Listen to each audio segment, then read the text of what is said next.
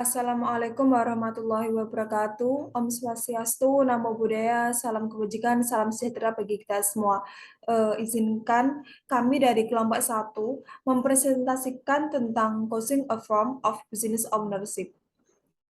Nah, berikut merupakan anggota dari kelompok satu. Yang pertama ada Roisul Akbar Oktavian dengan NIM akhir 072, ada Tanti Rofika dengan NIM akhir 181, dan ada saya sendiri Lydia Eka Jula Prastika dengan NIM akhir 001, ada M. Pandu Sastra Alamsyah dengan NIM akhir 132, dan yang terakhir ada Novenda Larasati Masyitoh dengan NIM akhir 169. Nah, yang pertama itu ada sole proprietorship atau kepemilikan tunggal. Memiliki definisi yaitu bisnis yang dimiliki atau biasanya dioperasikan hanya oleh satu orang saja.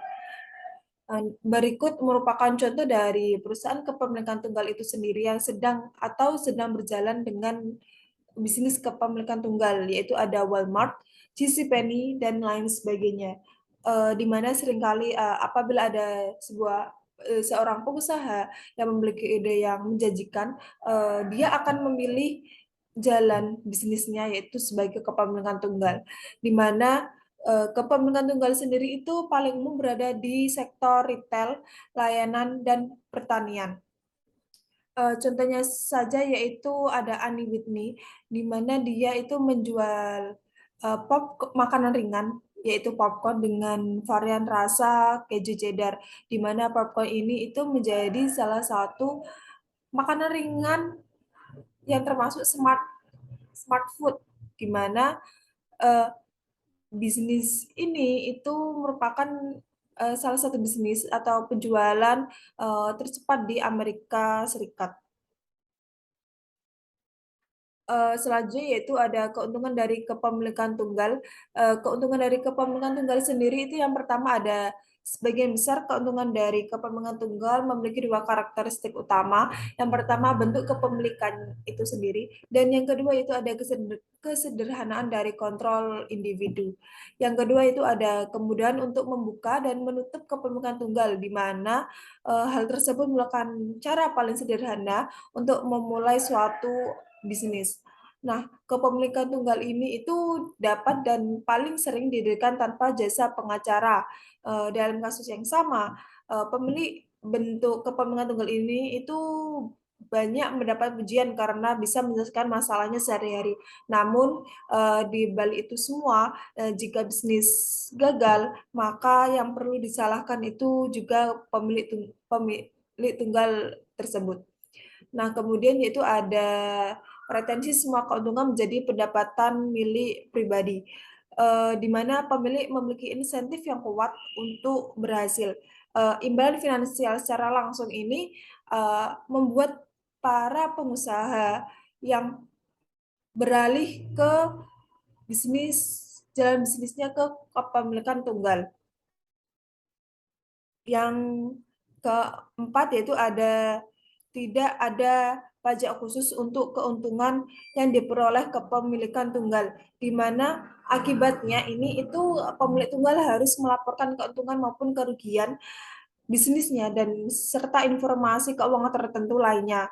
Nah, yang kelima yaitu ada fleksibilitas menjadi bos Anda sendiri.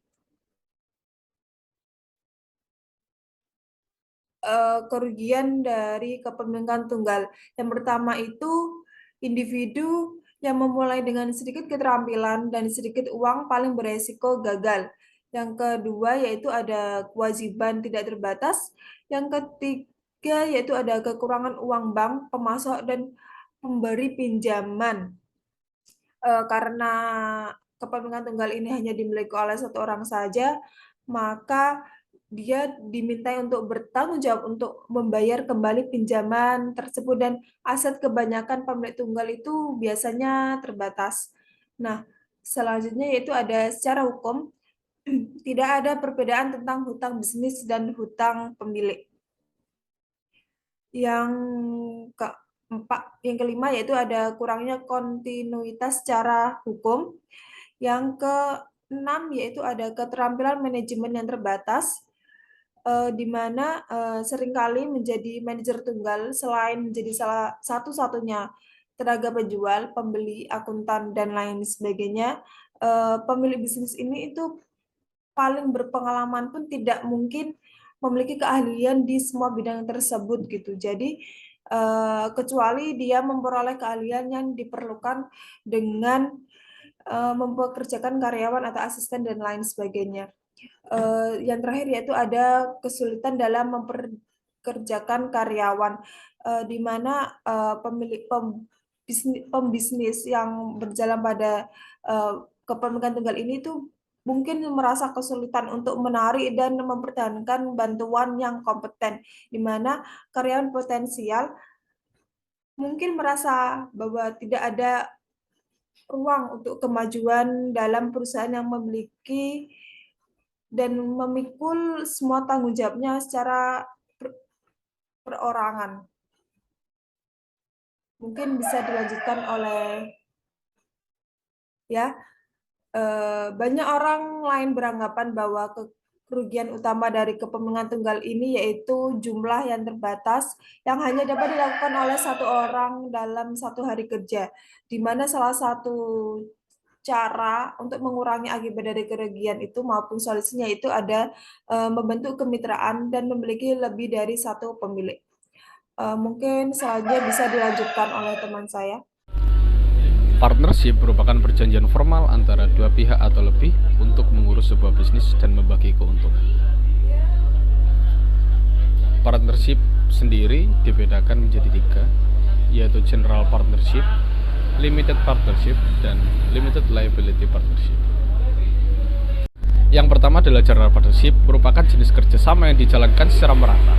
Partner di sini sama-sama aktif dalam operasional sehari-hari, serta bertanggung jawab penuh atas utang dan permasalahan apapun yang mengikat secara hukum.